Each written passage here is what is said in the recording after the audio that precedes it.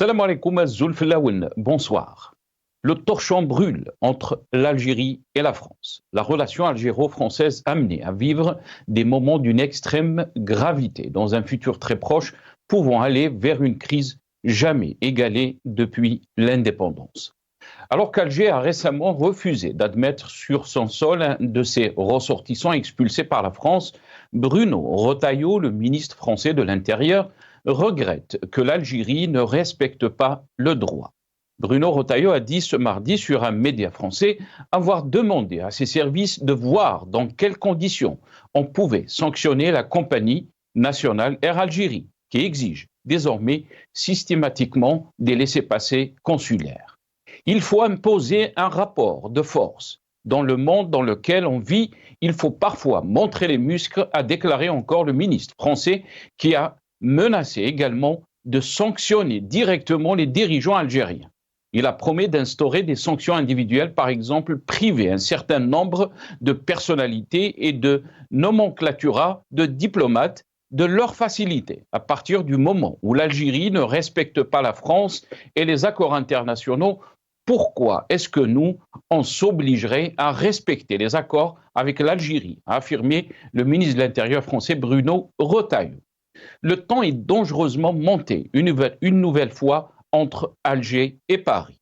Rappelons-nous des déclarations du président français. L'Algérie entre dans une histoire qui la déshonore, a tonné le chef de l'État français Emmanuel Macron lors d'un discours devant les diplomates français. Des mots d'une violence diplomatique rare qui marquent un tournant dans les relations entre les deux pays. Le changement de position de la France sur la question du Sahara occidental a véritablement crispé les relations algéro-françaises et nous sommes en train d'évoluer vers une véritable rupture avec toutes les conséquences, tant sur le plan sécuritaire, humain et économique. Rachida Dati, ministre de la Culture, est devenue hier la première responsable française de ce rang à effectuer une visite officielle au Sahara occidental. Un geste qui risque d'exacerber davantage les relations déjà très tendues entre Alger et Paris. Jusqu'où ira la crise entre l'Algérie et la France? La crise que vit notre pays, tant sur le plan politique interne que sur le plan diplomatique, nous indique sans l'ombre d'un doute que nous allons vers un futur incertain. Nous débattrons avec nos invités des déclarations du ministre de l'Intérieur français, Bruno Retailleau, qui menace de sanctionner Air Algérie et les dirigeants algériens. Juste après cette petite intro.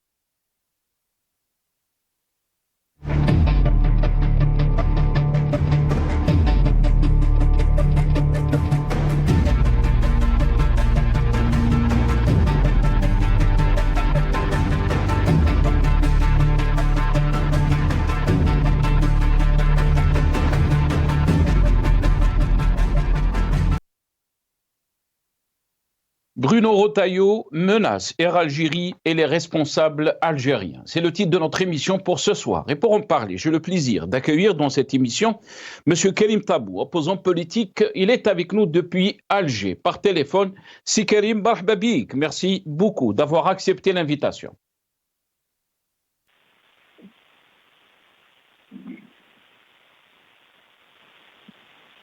Karim Tabou, est-ce que vous m'entendez? Je pense qu'on a un petit souci de son. Karim Tabou, est-ce que vous m'entendez? Karim Tabou? On va essayer de régler ça, Karim Tabou. Il y a un petit souci avec la connexion. J'ai le plaisir aussi d'accueillir dans cette émission professeur Nordine Aoussat, universitaire, analyste politique. Il est avec nous depuis Paris, via Skype. C'est Nordine, marhaba bik, merci beaucoup d'avoir accepté l'invitation. C'est Nassar, merci beaucoup. Salam alaikum à toi, à l'équipe de Maghribia et aux téléspectateurs. Barakallahu fik. Marhaba bik, c'est Nordine. J'ai le plaisir aussi d'accueillir Djemal Ghessoum, ex-candidat à l'élection législative algérienne 2017-2021. Il est avec nous depuis l'Algérie. Je pense, c'est Djemal, depuis Oued Souf. Marhaba bik. Bonsoir Sénas. Alors je suis rentré, je suis à Paris depuis hier Ah, très et bien. le cœur y est encore. Et le bonjour à tout le monde. Et puis je pense qu'aujourd'hui, je vais continuer à défendre l'Algérie. Je le dis, continuer à défendre l'Algérie parce que je pense que, comme d'habitude, je vais être bien seul ce soir. Mais ce n'est pas un problème. Mali, marhaba bik si Jamal, en tous les cas, très content de vous avoir dans cette émission. Je ne sais pas si Karim Tabou nous entend bien. Karim Tabou, marhaba bik, bonsoir. Merci beaucoup d'avoir accepté l'invitation. Bonsoir. Ça fait grand plaisir de retrouver Qanat al-Magharibia après un bon moment. J'espère que nos débats soient fructueux et soient bénéfiques. Merci beaucoup, Karim Tabou. On est très content de vous avoir dans cette émission, Karim. Karim Tabou, cette relation entre l'Algérie et la France, on est en train de vivre la pire crise, si on peut la qualifier ainsi, entre Alger et Paris. Aujourd'hui, donc, le ministre de l'Intérieur français, Bruno Retailleau, a menacé Air Algérie et les responsables algériens. On va l'écouter dans ce passage et je reviendrai à vous juste après. Ça signifie d'abord que l'Algérie ne respecte pas le droit. Puisque dès lors qu'un Algérien, si l'Algérien n'avait pas de carte d'identité ou de passeport bionumérique, je comprends qu'il faille un laissez-passer consulaire. Ça, c'est la règle partout. Et c'est d'ailleurs une règle que nous appliquons, qui est une règle qui s'impose à tous les pays parce que c'est la Convention de Chicago, donc internationale. C'est le droit international.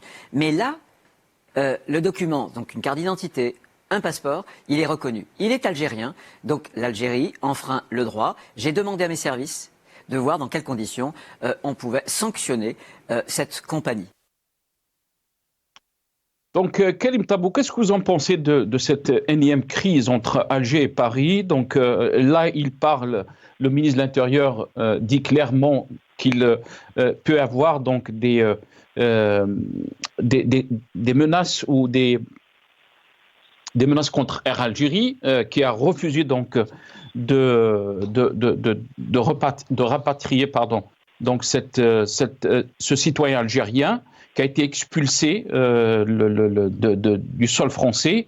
Je pense Alger donc a refusé d'admettre sur son sol un de ses ressortissants âgé de 30 ans, qui a été condamné en mai par un tribunal de Haute-Savoie, nous dit-on. Quelle est votre réaction par rapport à ces déclarations, Karim Tabou? Enfin, nous sommes pleins dans la surenchère. On est plein dans la crise, donc de la surenchère. Mais le débat de fond, il est ailleurs.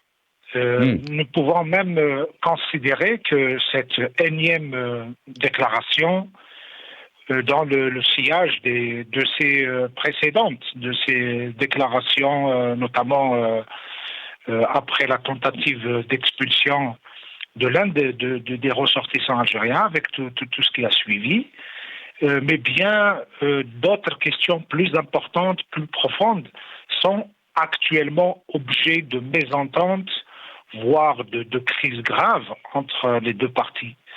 Mais je pense bien au-delà de la position, de la réaction qu'on peut avoir à une déclaration liée à un fait précis. Je pense qu'il est important de revenir, ne serait-ce que pour faire une base de débat, une base de travail, un point de départ pour mieux comprendre donc ce qui arrive aux relations algéro-françaises. Je ne veux pas aller dans l'histoire, je me limite au dernier fait, disons, positif, c'était les relations entre Alger et Paris étaient au beau fixe il y a à peine quelques mois. Des ateliers même de travail ont été mis en place et des accords devaient être conclus entre les deux parties. Souvenons-nous de la déclaration de Attaf et des déclarations des responsables français. Il y avait bonne ambiance. Il n'y avait pas d'exigence majeure, il n'y avait pas de risque comme ça apparent pour des mésententes telles qu'ils avaient existé auparavant. les deux parties avaient même opté pour un discours conciliant. Ils ont convenu ensemble d'une relance sérieuse des relations entre les deux pays. Souvenons-nous du comité de mémoire qui a été mis en place. Du côté français, il y avait Benjamin Stora, et de l'autre côté de la partie algérienne, il y avait un professeur d'histoire qui a fini par être remplacé, nous connaissons un peu comment fonctionnent les choses chez nous. Mais en tout cas, il y avait bonne ambiance, il y avait de belles formules de politesse partagées, échangées les uns pour les autres, et le travail allait donc être engagé avec une exigence, d'ailleurs conclue par les deux parties, de ne rien faire de nature à heurter la sensibilité encore vivace des opinions publiques, qu'elle soit l'opinion publique algérienne ou l'opinion publique française. Et souvenons-nous également, ça c'est juste, je rappelle parce que c'est important, souvenons-nous également qu'il y a eu une visite d'État qui a été donc programmée, même s'il a été reporté plusieurs fois, mais les deux parties avaient convenu, souvenons-nous, d'une visite d'État de moins 3 jours que devait effectuer le chef de l'État algérien, Abdelmadjid Tebboune, durant la période allant de la fin de la dernière semaine de septembre à la première semaine d'octobre. Souvenons-nous également à cette date, si on avait respecté notre calendrier électoral, Tebboune à cette date aurait été candidat à l'élection, à sa réélection. Et pour avoir donc conclu cet accord de visite d'État, donc Tebboune devait partir en tant que chef de l'État. C'est très simple. Il y a eu même, on a arrangé une élection anticipée.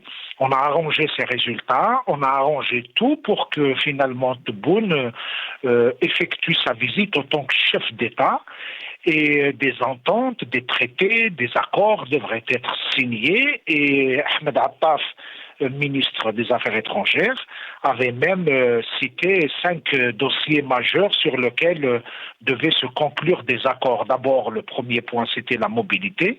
La mobilité, c'est-à-dire la délivrance de visas, les problèmes des laissez-passer consulaires, etc. Il y avait tout un comité technique d'experts qui a été mis en place, et les uns et les autres étaient sur le point de conclure des accords. Il y avait également une coopération économique, un comité chargé d'engager des discussions pour évaluer, fixer de nouveau les domaines de coopération économique, les accords commerciaux, les domaines d'investissement, etc.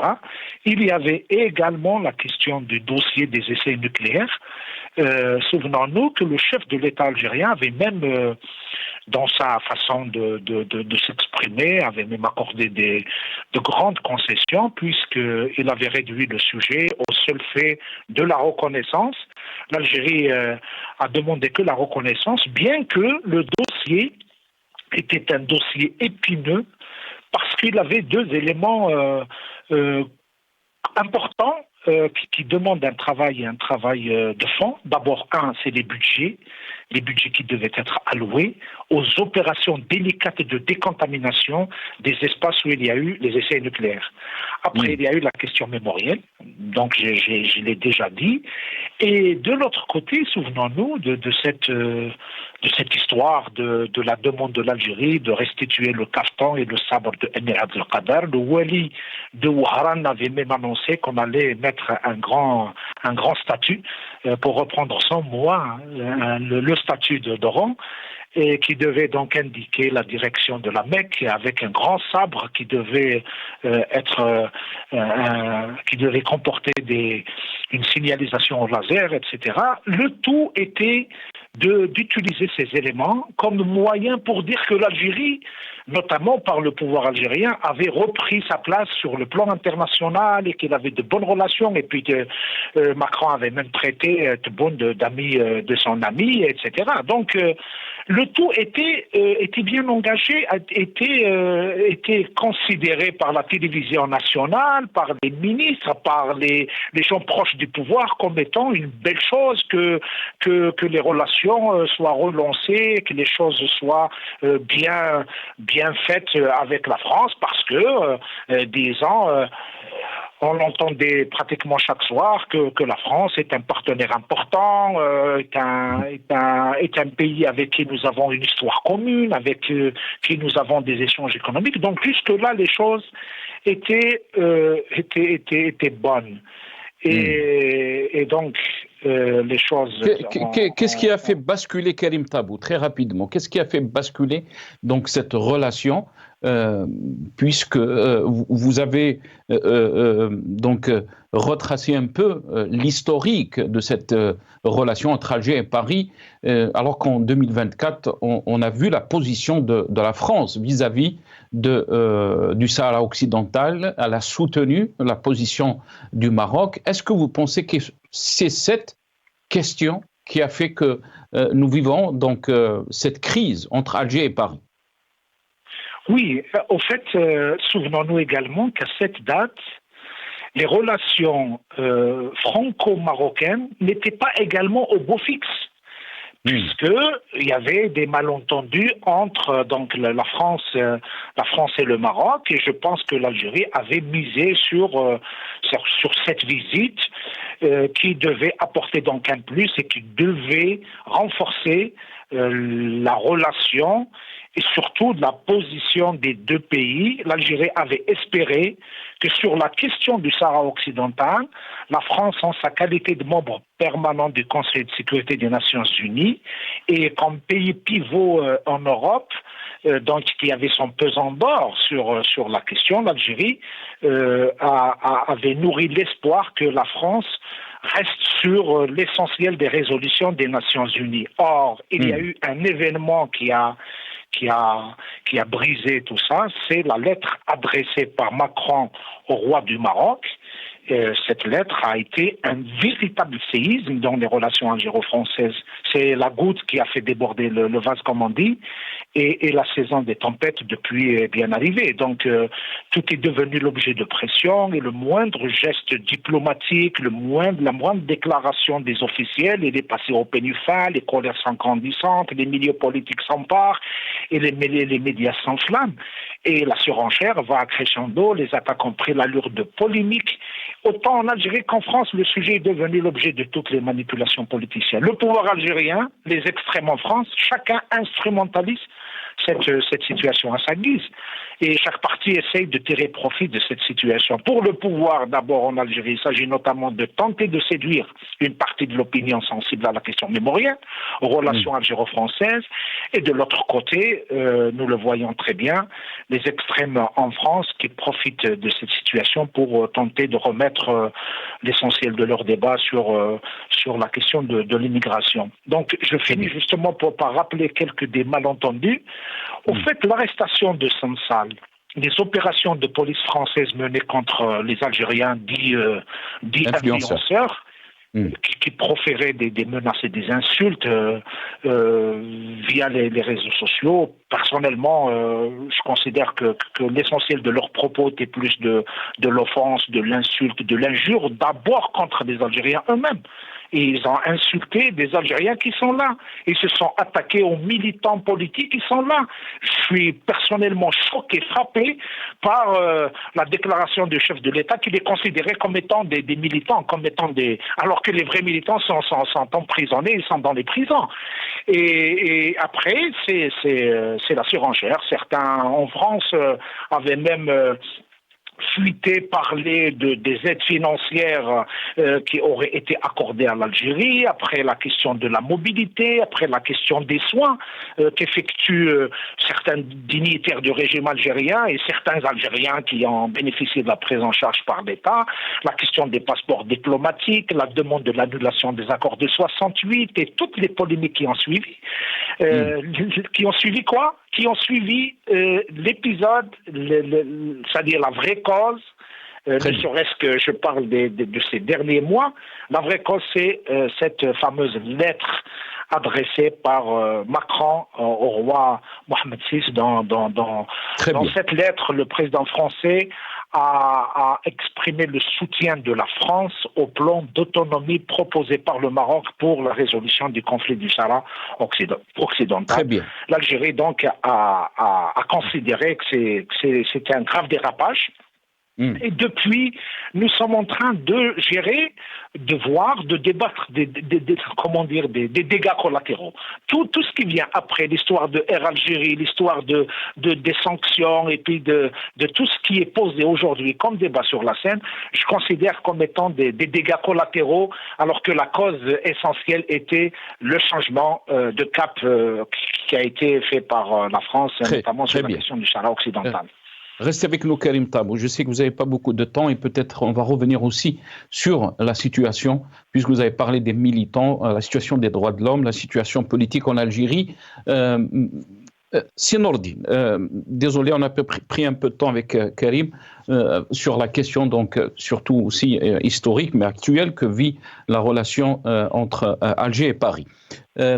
On va rappeler donc ces déclarations de Bruno Retailleau, le ministre intérieur français, qui parle de sanctionner, d'envisager donc de sanctionner, c'est la première fois, c'est inédit, de sanctionner la compagnie Air Algérie, mais aussi les responsables algériens et de les priver de leurs facilités. Quand on parle de responsables algériens, on peut parler aussi de diplomates, puisque cette semaine, il y a eu une information qu'on n'a pas pu, bien sûr, confirmer, c'est que l'ancien directeur de cabinet de Abdelmajid Tebboune, Abdelaziz Khelef, a été refoulé de Paris. Est-ce qu'il a utilisé un passeport diplomatique ou un passeport algérien normal?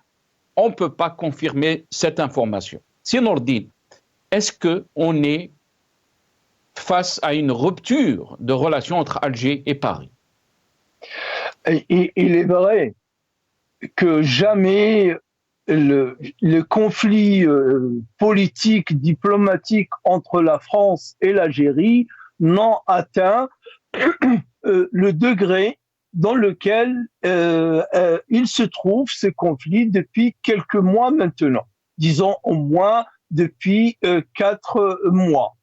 Et j'abonde totalement dans ce que c'est Karim, que je salue aussi Jamal Gessoum, avait expliqué tout à l'heure. Je rajouterai même 2 points sur cette historique, ou bien ce récit-là, qui nous permet de comprendre, ou plutôt de souligner notre étonnement qu'on en arrive là, après tout ce processus. C'est que l'Algérie a lancé l'année dernière et l'année d'avant un magazine dont le titre, j'en ai parlé 2 ou 3 fois, France-Algérie, donc numéro 1, qui était en quelque sorte le vecteur médiatique de ce que Abdelmajid Tebboune lui-même appelait la refondation des relations algéro-françaises, refondée complètement. Quand on arrive là, ce que nous vivons aujourd'hui,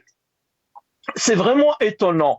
Mais ça serait encore plus étonnant si nous n'essayons pas de prendre un peu de recul. Vous êtes en face, tout à l'heure, si Jamal Gessoum parlait, mais il est toujours comme ça malheureusement, il sera le seul à défendre l'Algérie. Il n'a aucune raison, ni je comprends pas pourquoi il serait le seul à défendre l'Algérie face à 2 personnes qui connaissent mieux l'Algérie que lui. Mais bon, je ferme la parenthèse. Moi aussi, je défendrai l'Algérie. Sauf que ce que je défends, j'apporte mon analyse et mon recul en tant qu'Algérien et en tant que Français sur ce conflit. Et surtout que je suis à l'écoute et j'ai les yeux rivés sur les 2 rives de la Méditerranée. La France, elle est en crise. L'État, le régime français, le gouvernement français est en crise depuis au moins 2 ans.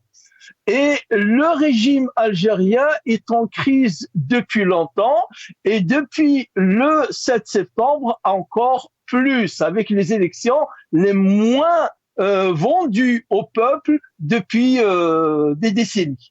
Donc, vous avez chacun qui essaye de cacher sa crise interne par cette crise vis-à-vis de l'autre. J'avoue qu'en France, c'est la première fois qu'on en arrive là. Il y a donc ce premier facteur. Il y a un deuxième facteur, c'est que l'Algérie utilise la question du Sahara et la France utilise la question de Boualem Sansal. Alors que, en réalité, ni l'un ni l'autre ne peuvent se targuer de ces deux problèmes au prétexte, au motif, pour remettre en cause des relations desquelles vont pâtir plusieurs millions. Je reviens à la déclaration de Bruno Retailleau, que j'ai déjà entendue dans la bouche avant-hier de Marion Maréchal Le Pen. Marion Maréchal Le Pen, qu'elle dise cela, elle est jeune en politique et aussi elle n'est pas ministre. Voilà. Elle est jeune en politique, elle vient carrément de l'extrême droite et elle n'est pas ministre. On l'entend et voilà, c'est tout. Mais que ça vienne de la bouche d'un ministre de l'Intérieur, je me pose la question, est-ce que Bruno Retailleau connaît l'importance d'Air Algérie pour les ressortissants algériens? Comment on pense ou on déclare vouloir ou chercher à sanctionner une compagnie aérienne qui quotidiennement une vingtaine de vols entre Alger et la France, notamment en période de vacances. Donc, il y a lieu, je dirais, surtout pour nous, de renvoyer, et je dis bien renvoyer dos à dos ces motifs et ces prétextes et d'appeler les deux, le gouvernement algérien et le gouvernement français, à plus de retenue dans leurs déclarations et chercher par les moyens parallèles à régler ces problèmes-là. Très bien. Djemal Ghessoum, la question est à vous. Djemal Ghessoum, bien sûr, vous avez entendu Karim Tabou, mais aussi Sinourdine. Qu'est-ce que vous en pensez? Je rappelle que vous avez la double nationalité, vous êtes né en France, mais vous avez la nationalité française, mais aussi algérienne. Qu'est-ce que vous pensez donc de cette situation ou de cette relation diplomatique entre l'Algérie et la France? Le communiqué du ministère des Affaires étrangères, on va juste le voir, nos amis de la régie. L'Algérie se félicite de l'adoption par la 38e session ordinaire de la conférence des chefs d'État et de gouvernement de l'Union africaine de la décision portant classification de l'esclavage, de la déportation et de la colonisation comme des crimes contre l'humanité et comme des génocides perpétrés à l'encontre des peuples africains. Voilà, mais aussi le tweet ou ce qu'on a vu donc voilà sur Al Jazeera.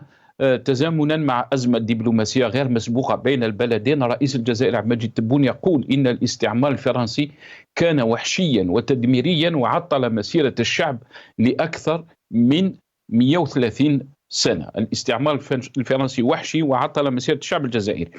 Djemal Ghessoum, est-ce qu'on est en train de se diriger vers une rupture de relations avec tout ce qui implique entre l'Algérie et la France? Alors moi, ce que j'aimerais dire, d'ailleurs, je salue M. Aoussat et Karim Tabou, Karim que j'ai eu l'occasion d'accueillir il y a cela quelques années. J'ai envie de dire, au contraire de M. Aoussat, moi je ne les renvoie pas dos à dos pour une raison que je vais ici tenter d'exprimer et d'expliquer.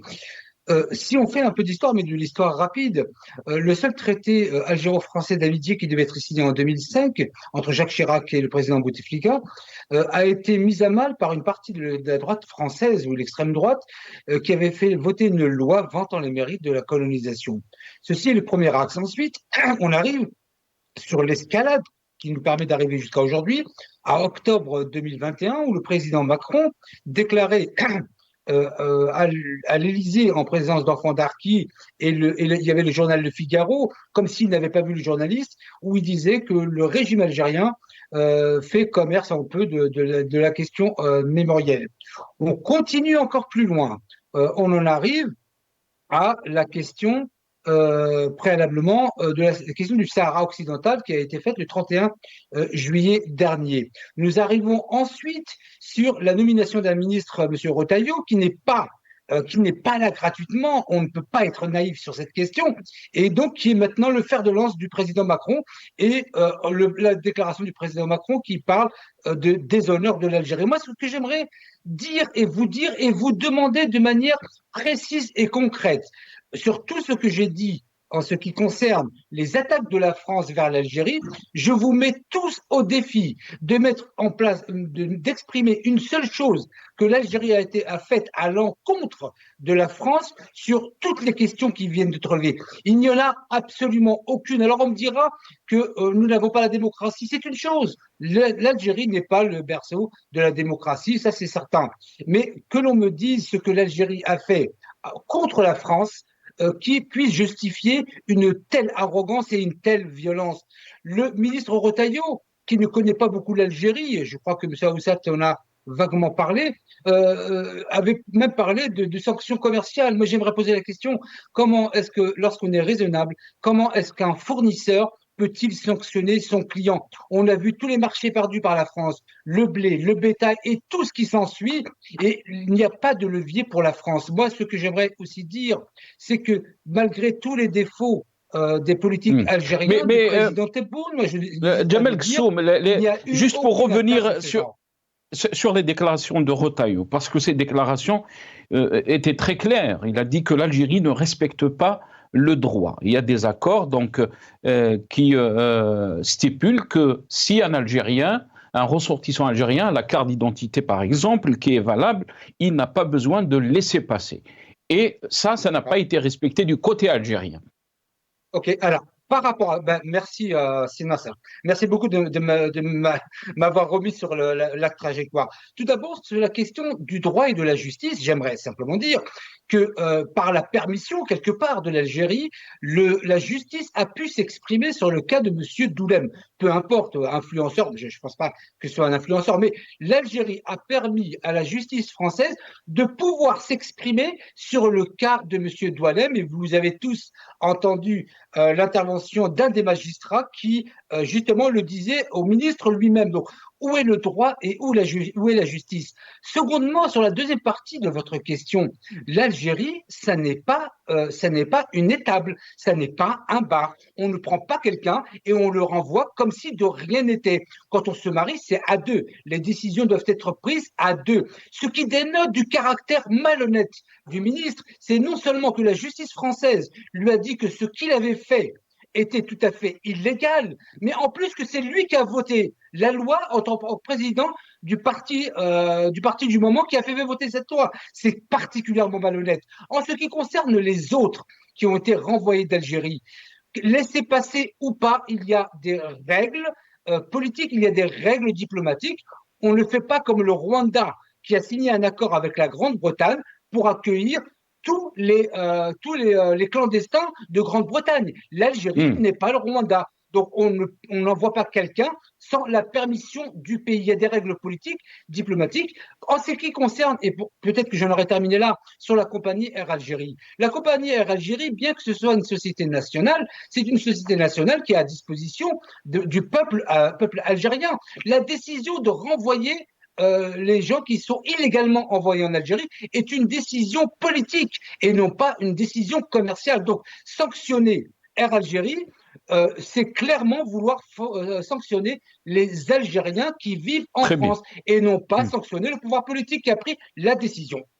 Très bien. Et pourtant, vous avez parlé donc des déclarations des personnes politiques françaises ou des responsables français concernant l'Algérie, mais aussi, on va vous rappeler, Jamel Ghassoum, ce qu'a déclaré Ahmadou Tebboune dans son interview donc, à l'Opinion. Il dit « Je maintiens le cheveu de Mouawiya ». c'est le nom du fondateur du puissant empire des Omeyyades et son premier calife. Il avait ajouté, il ne faut pas laisser les gamins couper ce cheveu. En fin de compte, ce qu'il veut dire par là, c'est que ce calife, à l'époque, avait toujours, même par rapport à ses adversaires ou ses compétiteurs, maintenu le fil de discussion. Karim Tabou, est-ce que vous pensez que c'est la diplomatie algérienne qui cause problème, puisqu'on n'a pas seulement des problèmes avec la France, mais aussi avec d'autres problèmes, ou vous pensez que c'est le changement politique qu'il y a eu en France? Il y a une droite, une extrême droite qui commence à prendre un peu le dessus en politique en France. Comment peut-on analyser ce changement? Est-ce que seulement c'est la position de la France vis-à-vis du Sahara occidental? Merci. Encore une fois, je salue Sidi Jamal. Il a quand même exprimé un point de vue que nous respectons, nous ne le partageons pas. Il a lancé même un défi pour nous mettre justement dans le débat. Il avait dit qu'à aucun moment les responsables algériens avaient tenu un quelconque propos, une déclaration contre la France. Mais je rappelle, Sidi Jamal, plus que cela, pire que cela, les responsables algériens avaient fait des choses contre l'Algérie pour faire plaisir à la France. C'est encore pire. Et je vous donne deux épisodes, deux événements importants. Nous ne pouvons pas oublier ces événements. Savez-vous qu'après l'adoption de la loi de février au temps de Sarkozy, la loi dite qui a parlé des bienfaits de la colonisation, il y a eu immédiatement une réponse qui fut engagée par un groupe de députés, et pourtant du pouvoir lui-même, un groupe de députés du FLN, qui avait déposé un projet de loi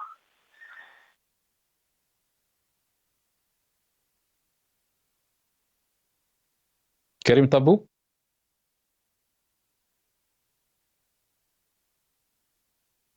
Karim, je pense qu'on a un petit souci. Karim Tabou, est-ce que vous m'entendez? On a été coupé. On va essayer de rappeler Karim Tabou. Nordine, avant de vous donner la parole, bien sûr, il y a eu aussi cette visite de Rachida Dati, donc qu'elle a effectuée donc au Sahara occidental. Donc l'Algérie s'indigne de la visite de Rachida Dati au Sahara occidental, ce qui va compliquer encore plus cette relation entre Alger et Paris, puisqu'il y a eu aussi un communiqué du ministère des Affaires étrangères. On va juste voir cette petite vidéo, soundbite 3, nos amis dans la régie, et je reviens à vous juste après. Elle est historique parce que c'est la première fois qu'un ministre français vient dans les provinces du Sud, et ça démontre aussi, comme l'avait dit le président de la République, que le présent et l'avenir de ces régions, de cette région, de ces provinces s'inscrivent dans le cadre de la souveraineté marocaine. C'est incontestable. Voilà les déclarations donc de la ministre de la Culture française, Rachida Dati, en visite donc à l'Ayoun, au Sahara occidental. Karim Tabou, je pense qu'on a repris la communication avec Karim. Est-ce que vous m'entendez, Karim? Je vous entends bien. Ah, très bien, on a été coupé. Tfadal, c'est Karim. Merci de me remettre dans le débat. Je disais qu'un groupe de députés du FLN, donc du pouvoir, avait même proposé un projet de loi à l'Assemblée nationale algérienne, et que ce projet de loi devait donc être discuté, débattu au niveau de l'Assemblée nationale algérienne en réponse au projet de loi qui a parlé des bienfaits de la colonisation. Eh bien, imaginez-vous, Bernard Kouchner, ministre des Affaires étrangères française, intervient dans un média français, il informe les Algériens que le projet de loi qui a été déposé au niveau du bureau de l'Assemblée algérienne a été retiré à la demande de la France. Donc vous imaginez à tel point que les Algériens pouvaient se faire plus mal à eux pour faire plaisir à la France. Donc on ne vient pas aujourd'hui nous raconter des histoires sur le renvoi dos à dos. Nous aimons l'Algérie, mais le pouvoir algérien ne défend pas l'Algérie. Le pouvoir algérien se défend lui-même. Quand il trouve moyen de manigancer avec des partenaires étrangers dans le but d'avoir des reconnaissances de l'étranger, dans le but de combler son déficit grave de légitimité, quand les chefs de l'État recevaient les félicitations à la suite des parodies électorales, des mascarades électorales, ça leur faisait plaisir. Et je rajoute également, vous savez, il y a eu un événement majeur qui s'est produit dans le début du mandat de Tebboune. Il y a eu Erdogan qui a fait une visite en Algérie, et quand il est arrivé en Algérie, il a été bien reçu. Et pendant le moment de la visite d'Erdogan en Algérie, il y a eu un débat à l'Assemblée nationale française qui avait évoqué le massacre des Arméniens. Et donc, qui met...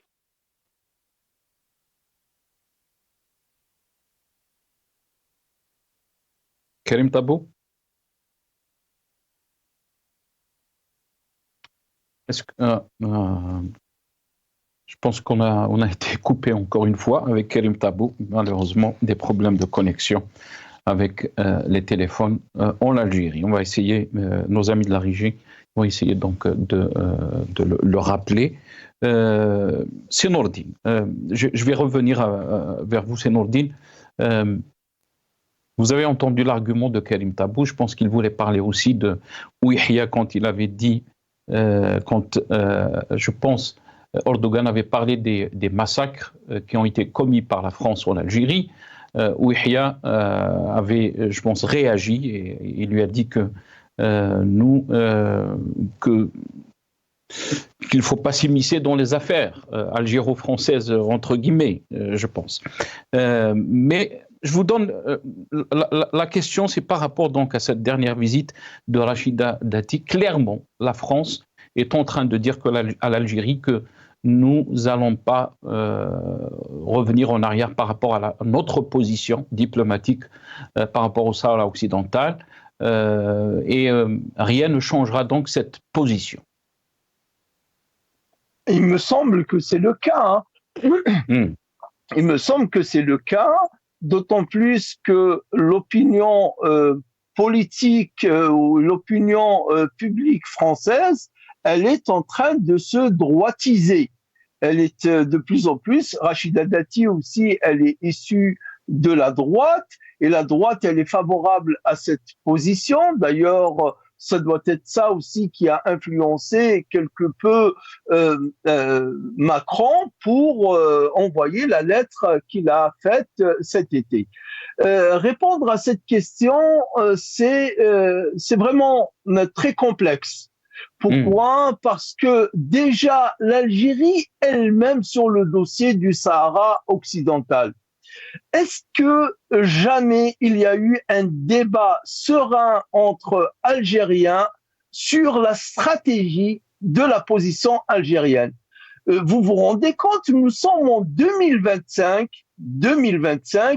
et nous, c'est-à-dire nous bâtissons quand je dis nous, vous avez compris déjà, hein, je me situe du côté de l'Algérie, parce que c'est aussi un souvenir d'enfance. 1975, j'étais au lycée, c'était ma première année au lycée, et on est sorti pour manifester pour le Sahara occidental et pour scander des slogans « Jish, Shab, Zadd al-Raja'iyya ». Je me souviens comme si c'était aujourd'hui, cette manifestation qu'on nous a embrigadé en quelque sorte, et on nous a soufflé ces slogans. De 1975 à 2025, nous n'avons pas évolué sur la position, alors que le monde entier a évolué, la géopolitique a évolué. Donc, l'Algérie, libre à elle, je dis bien libre à elle, d'avoir sa position sur le Sahara. Elle veut pas évoluer, elle veut rester campée, elle veut rester figée sur ce qui a été décidé en 1975, libre à elle.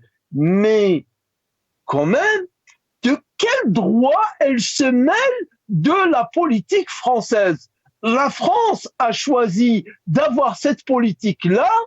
Et pourquoi l'Algérie, elle se met à chaque fois dans cet état dès qu'il y a un geste de la part de les affaires étrangères françaises, mais sont souverains.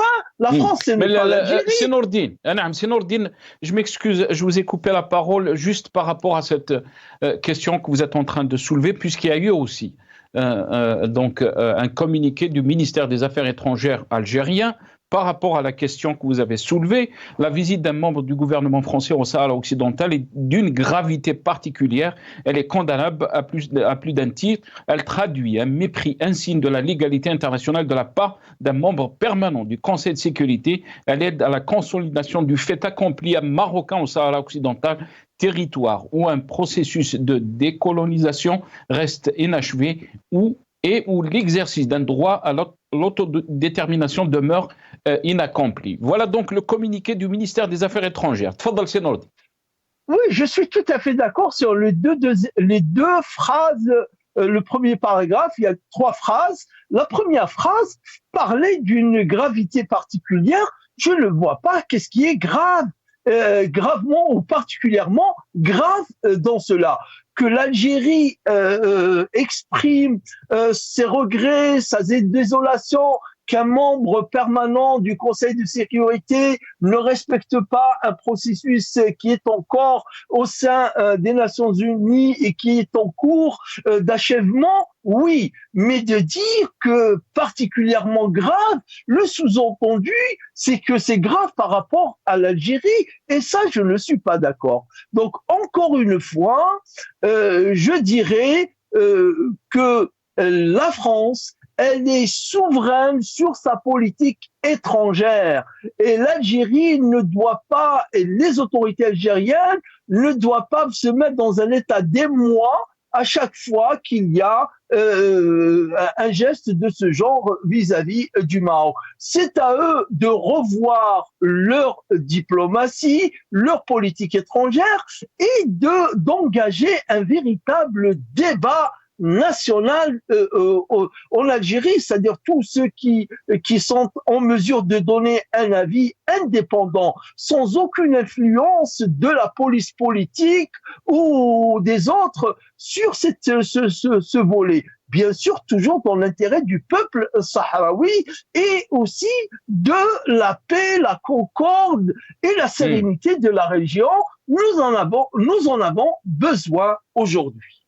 Absolument, puisque surtout qu'il y a eu donc cet anniversaire de l'Union du Maghreb 36 ans, je pense, après la création ou la rencontre qu'il y a eu en Algérie.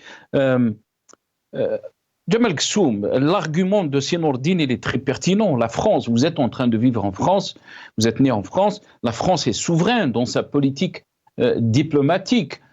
Pourquoi on arrivait à cette situation? Pourquoi l'Algérie n'a pas évolué? Pourquoi l'Algérie n'a pas essayé de comprendre ou travailler pour l'intérêt de notre pays?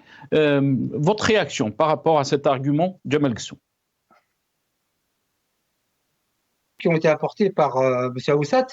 Tout d'abord, sur la question de l'évolution, l'Algérie n'aurait pas évolué depuis de 1975 à 2024. L'Algérie et son peuple ont des positions très claires et qui ne bougeront jamais sur le Sahara occidental et la Palestine. Elles ne changeront jamais. Il est Yawm Din. Ça, c'est une chose. Ensuite, ce qui est grave, parce que M. Aoussat disait que la France est souveraine, mais la France, elle est souveraine quand il s'agit de sa propre politique. Mais ce qui est grave, c'est qu'un membre permanent du Conseil de sécurité, et ça a été dit et écrit dans le communiqué, c'est qu'un membre du Conseil permanent de sécurité, et ce n'est pas rien que d'être membre du Conseil permanent de sécurité, va à l'encontre du droit international. C'est cela qui est grave. Et je pense qu'il faut absolument faire la nuance. Vous savez, lorsque d'autres pays ont reconnu la marocanité du Sahara occidental, l'Algérie ne s'est pas émue parce qu'ils ne font pas partie du Conseil permanent de sécurité. Secondement, là où je dis à l'Algérie qu'elle peut être je dirais, de manière générale assez tranquille. Et pourtant, les États-Unis font partie du Conseil de sécurité, Jamal. Oui, je suis d'accord, mais la question en Afrique est un précaré français. Il ne faut pas l'oublier, c'est que la Grande-Bretagne a le Commonwealth, les États-Unis ont d'autres pays, notamment des pays hispanophones. La question de sécurité en Afrique et de cette partie de l'Afrique était un précaré français et il y a une frontière entre l'Algérie et la République sahraoui. Donc, c'est complètement différent. La reconnaissance de M. Trump, elle est, je dirais, lointaine, mais venant de la France, qui est dans son précaré, là, c'est beaucoup plus grave. Donc, c'est pour ça que ça n'est pas exactement la même chose. Ensuite, je disais que il y a des institutions comme ça qui relèvent le droit de manière assez, je dirais, assez pertinente, parce que vous avez utilisé le mot de pertinence tout à l'heure, c'est que toujours est-il que l'Union européenne, en tout cas la justice européenne, a interdit au Maroc d'estampiller les produits du Sahara occidental comme étant made in Maroc. Donc c'est aussi un poids politique. Et le revers, parce que les pays européens, France comprise, on le voit aujourd'hui avec le conflit de l'Ukraine où elle a eu tort, se retrouve complètement à côté. Donc, la décadence de la France sur la question internationale, elle n'est pas simplement vis-à-vis de l'Algérie, mais j'aimerais aussi dire, pour en terminer, c'est que, et je le dis et je le répète, ça n'aurait pas été le cas. Je dis, vous savez, en août dernier sur vos ondes, j'avais déclaré d'Algérie que j'étais opposé, que j'appelais tout le monde à voter contre le président Tebboune. J'étais en Algérie à ce moment-là. Donc ce que j'ai à dire, je le dis sans aucun problème. Mais sur cette question de la relation France-Algérie, moi je suis né en France il y a 57 ans, donc je connais la politique française et étrangère en particulier. Je dirais que l'Algérie, dans 99% des cas, vraiment, elle n'a aucun tort. Je terminerai sur un point que vous avez évoqué, la venue de Rachida Dati au Sahara occidental. Cela me fait vaguement penser à l'époque coloniale où, quand la France voulait gagner un village, elle envoyait une personne de la même couleur et de la même obédience.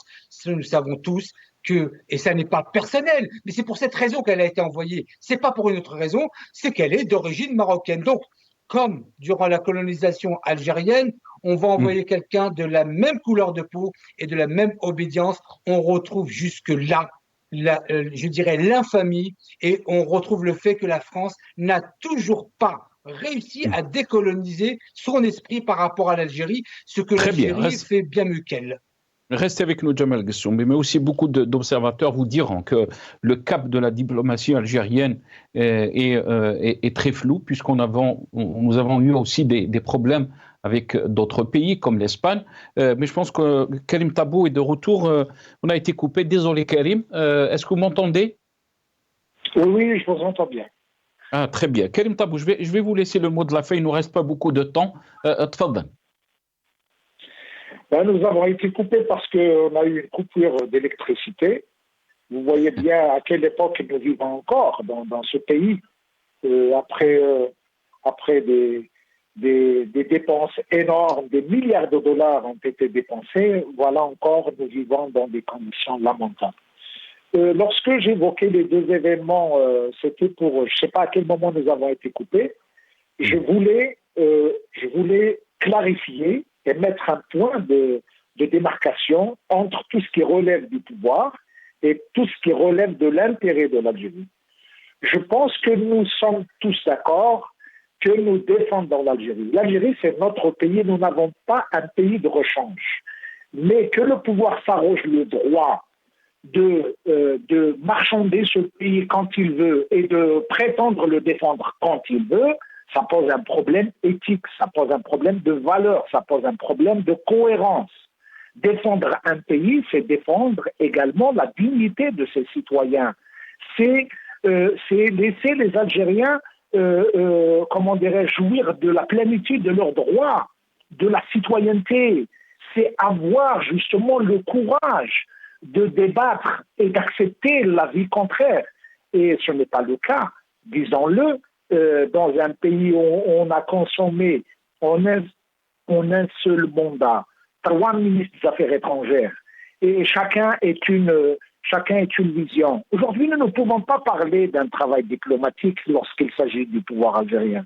D'ailleurs, même dans ce que Jamal appelle la décadence de la diplomatie française, notamment dans la région du Sahel et auprès de beaucoup de pays africains, mais pendant ces décennies, l'Algérie a été un partenaire de choix de la France, a été un partenaire de choix dans le Sahel et également de la France. Et si la France avait échoué, elle a fait échouer également l'Algérie avec elle, parce que les complicités étaient telles que les connivences et les complicités étaient très fortes. Et aujourd'hui, tout cela n'intéresse pas le citoyen. Lorsqu'on évoque les passeports diplomatiques, ça n'en concerne pas le citoyen algérien. Lorsqu'on parle des soins des Algériens à l'étranger, ça ne concerne pas le commun des mortels des Algériens. Lorsqu'on parle de la mobilité, ça ne concerne pas ces Algériens qui sont en train de se jeter dans la mer.